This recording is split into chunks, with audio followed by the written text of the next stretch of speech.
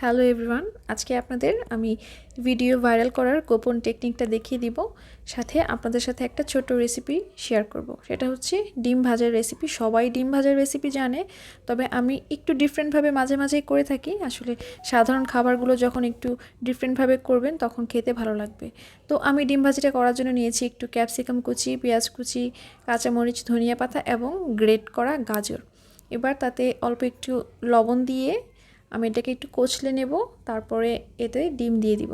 ব্যাস, এভাবেই এটা তৈরি হয়ে যাবে। ডিম ভাজা আসলে আহামরি কোনো কিছু না, তবে একটু ডিফারেন্টভাবে খেলে কিন্তু ভালোই লাগে। চাইলে এটাতে সামান্য একটু ম্যাজিক মশলা অ্যাড করে দিতে পারেন, খেতে কিন্তু ভালোই লাগে। আচ্ছা, এবার আপনাদের গোপন টেকনিকটা বলবো। শুনেছি ডিম ভাজার ভিডিও দিলে নাকি ভিডিও ভাইরাল হয়ে যায়, তাই আজকে আমি এই ভিডিওটা করেছি। চাইলে আপনারাও কিন্তু এরকম সুন্দর করে ডিম ভেজে ভিডিও করে দিতে পারেন, আপনাদের ভিডিও ভাইরাল হয়ে যাবে ইনশাআল্লাহ। তো আজকে এই পর্যন্তই। সবাই অনেক ভালো থাকবেন। আল্লাহ হাফিজ।